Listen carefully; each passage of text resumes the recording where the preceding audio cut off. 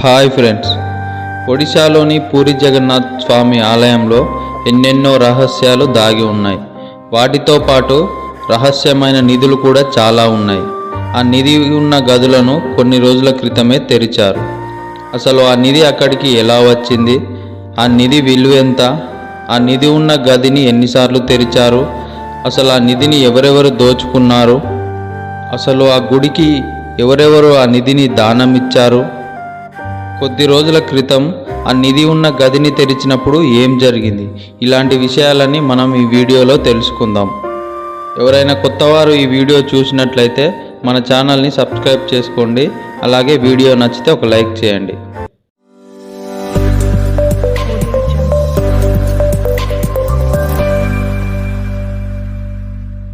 Friends, మన భారతదేశంలో ఎన్నో గొప్ప గొప్ప మందిరాలు ఉన్నాయి. ఆ మందిరాలలో దాగి ఉన్న రహస్యాలు ప్రతిరోజు బయటపడుతూనే ఉన్నాయి. కొన్ని మందిరాలలో అయితే కోట్ల విలువ చేసే నిధులు కూడా బయటపడ్డాయి. అలాంటి మందిరాలలో ఒకటి పూరిలోని జగన్నాథ్ ఆలయం. రీసెంట్గా జగన్నాథ్ ఆలయంలోని రహస్య గదిని తెరిచారు. అసలు ఆ రహస్య గదిలో ఎన్ని గదులు ఉన్నాయో, ఎంత సంపద ఉందో ఎవరికి తెలియదు. లోపల ఎన్ని గదులు ఉన్నాయి, ఎంత ఖజానా ఉంది అని అధికారులు మాత్రమే అంచనా వేసి చెబుతున్నారు. ఈ రహస్య గదిలో ఉన్న నిధిని ఇంతవరకు ఎవరు చూడలేదు. మహాభారతంలోని వనపర్వంలో రాసి ఉన్న దాన్ని బట్టి పూరి జగన్నాథ్ ఆలయాన్ని ఇంద్రజిమ్ముడు అనే ఒక రాజు నిర్మించడం ప్రారంభించాడు. కానీ ఆ ఆలయ నిర్మాణాన్ని పూర్తి చేసింది మాత్రం 12వ శతాబ్దానికి చెందిన అనంతవర్మ చోడగంగ అనే ఒక ఒరిస్సాకు చెందిన రాజు.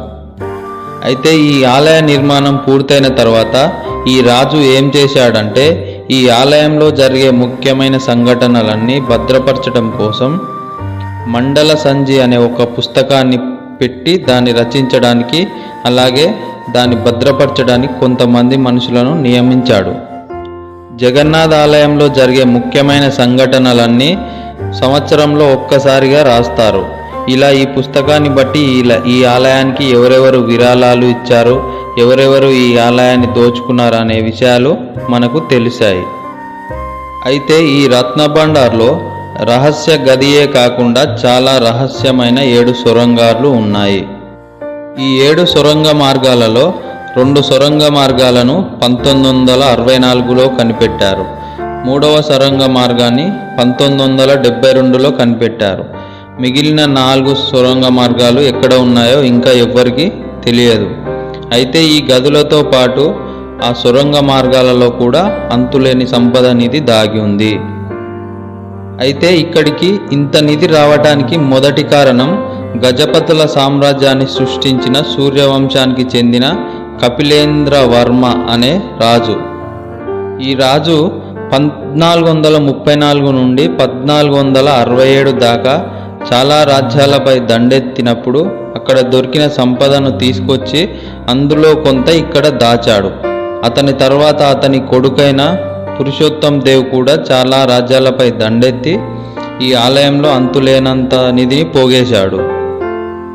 ఇందాక నేను చెప్పిన మడలపంజి అనే పుస్తకంలో పేజీ నెంబర్ 31లో ఒడిశాకు చెందిన అనంత భీమ దేవుడు అనే ఒక రాజు దాదాపు 1,50,000 తులాల బంగారాన్ని ఈ గుడికి దానంగా ఇచ్చాడు. ఆ తర్వాత మరో రాజైన రాజరాజదేవ దాదాపు 16 ఏనుగులతో మోయించిన బంగారాన్ని ఈ గుడిలో భద్రపరిచాడు. ఇలా చాలామంది రాజులు అంతులేనంత బంగారాన్ని ఈ గుడికి దానంగాను ఇక్కడ భద్రపరచడానికో తీసుకొచ్చి ఇక్కడ నిక్షిప్తం చేశారు. అయితే ఈ ఆలయంపై దాదాపు 18 సార్లు దండయాత్రలు జరిగాయి. ఆ దండయాత్రలో చాలా వరకు నిధిని కొల్లగొట్టి తీసుకొని వెళ్ళిపోయారు. ఈ ఆలయంలో శ్రీకృష్ణ పరమాత్ముడు తన అన్న బలరాముడు, చెల్లెలు సుభద్రతో కలిసి కొలువుదీరాడు. దేశంలో తోబుట్టువులకు ఉన్న ఏకైక గుడి ఇదే. ఇక్కడ మరొక ఆశ్చర్యకరమైన విషయం ఏమిటంటే, ఈ ఆలయంలోని విగ్రహాలు చెక్కతో తయారు చేయబడి ఉంటాయి. ఈ ఆలయంలోని బేస్మెంట్లో రత్నభండాగారం ఉంది. ఈ రత్నభండార్లో 2 గదులు ఉంటాయి. అందులో ఒక గదిని బీటర్ బండార్ అని, రెండవ గదిని బహార్ బండార్ అని అంటారు. బీటర్ బండార్ అంటే బయట నిధి అని అర్థం. అయితే ప్రతి సంవత్సరం ఉత్సవాలు ఊరేగింపులు జరిగే సమయంలో ఆలయంలోని విగ్రహాలు నగలతో అలంకరిస్తారు. ఆ నగలంటిని ఈ బహర్ బండార్ అనే గదిలోనే భద్రపరుస్తారు. అయితే బిటర్ బండార్ అనే గదిలో మాత్రం లెక్కలేనంత సంపద దాగి ఉంది. నిజానికి ప్రాచీన కాలంలో రాజులు జగన్నాథునికి చాలా విరాళాలు ఇచ్చారు. ఆ నగలంటిని ఈ బీటర్ బండార్లోనే ఉంచారు. అలాగే అప్పట్లో భక్తులు సమర్పించుకున్న కానుకలు కూడా ఈ గదిలోనే ఉంచారు. ప్రతి సంవత్సరం బహర్ బండార్ అనే గదిని తెరుస్తారు, కానీ ఈ బీటర్ బండార్ అనే గదిని తెరిచి దాదాపు 46 ఏళ్ళు అవుతుంది. చాలామంది రీసెర్చర్లు ఇందులో లెక్క పెట్టలేనన్ని నగలు దాగున్నాయని చెబుతున్నారు. రాజులు సమర్పించిన విరాళాలు ఇందులో ఉండడం వల్ల ఈ గదికి అప్పట్లోనే చాలా సెక్యూరిటీ ఉండేది. ఈ రత్నభండార్ గదికి 3 తాళాలు ఉంటాయి. ఆ 3 తాళం చేతులను ఒకేసారి పెట్టి తీస్తేనే ఆ గది ఓపెన్ అవుతుంది. ఈ 3 తాళం చేతులు 3 వేరే వేరే వ్యక్తుల దగ్గర ఉంటాయి. మొదటి తాళం చేతి గజపతి రాజుల దగ్గర, రెండవ తాళం చేతి పాలనాధికారుల దగ్గర, మూడవ తాళం చేతి కలెక్టర్ గారి ఆఫీస్లో సీక్రెట్గా ఉంటుంది. అయితే ఈ గదిని చాలాసార్లు తెరవాలని ప్రయత్నించారు, కానీ అందులో ఒక తాళం చేతి మిస్ అయింది. అందుకనే ఆ రహస్య గదిని చాలా కాలం తెరవకుండా ఉంచారు. ఇలా బాధపడుతున్న సమయంలో ఒక చరిత్రకారుడు ఆ రహస్య గదిని తెరవటానికి తాళం చేతి అవసరం లేదని చెప్పి అందరినీ ఆశ్చర్యపరిచాడు. రెండవ గదిని తెరిచిన వెంటనే దాని క్రిందన ఒక సొరంగం ఉంటుందని, ఆ సొరంగ మార్గంలో నుండి వెళితే ఆ రహస్య గదికి వెళ్ళొచ్చని అతను చెప్పాడు. కానీ అక్కడికి చేరుకోవడం చాలా కష్టమైన పని. అయితే 1926లో గజపతి రాజు అయిన రామచంద్ర దేవ బ్రిటిష్ వారితో కలిసి జగన్నాథుని రత్నభండాగారాన్ని తెరిచాడు.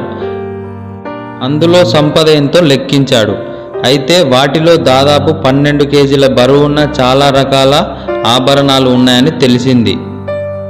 కానీ వారు ఎంత ప్రయత్నించినా కానీ రత్నభండార్లోని రహస్యమైన గదిని మాత్రం వారు తెరవలేకపోయారు. దీని వెనుక చాలా కారణాలు ఉన్నాయి. నిజానికి ఆ గది దగ్గరికి వెళ్ళినప్పుడు భయంకరమైన శబ్దాలు వినిపించాయి. అందుకనే చాలామంది ఆ శబ్దాలను విని భయపడి వెనక్కి వెళ్ళారు. బ్రిటిష్ వారు కూడా ఆ జగన్నాథుని గౌరవించి ఆ గదిలోకి వెళ్ళడానికి అవకాశం ఉన్నా కానీ వారు ఆ గదిలోకి వెళ్ళలేదు. అయితే నిజానికి 1926లో కనిపెట్టిన బంగారం చాలా తక్కువ బంగారం మాత్రమే అని, దానికంటే ఎన్నో రెట్లు ఎక్కువ సంపద ఆ బిటర్ బండార్లోని రహస్యమైన గదిలో ఉందని ఎంతోమంది చరిత్రకారులు చెబుతున్నారు. అయితే చివరిసారిగా 1978లో ఆ గదిని తెరిచారు. అప్పుడు ఆ గదిలో ఉన్న సంపద లెక్కించడానికి దాదాపు 70 రోజుల సమయం పట్టింది. కానీ ఆ నిధి వెల్వేంతో అధికారులు మాత్రం బయట పెట్టలేదు. 1982లో ఒడిశా ప్రభుత్వం నిధి ద్వారాన్ని మళ్ళీ తెరవాలని ప్రయత్నించింది. అయితే మొదటి 2 ద్వారాలను చాలా సులభంగా తెరవగలిగారు, కానీ 3వ ద్వారం కాడికి వచ్చేసరికి వారికి భయంకరమైన శబ్దాలు వచ్చాయి. పాములు బుసలు కొడుతున్న శబ్దాలు ఎక్కువ రావడంతో అధికారులు భయపడి తిరిగి వెళ్ళిపోయారు. కానీ అది నిజం కాదు, ఎందుకంటే వారి దగ్గర ఆ 3వ తాళం లేదు.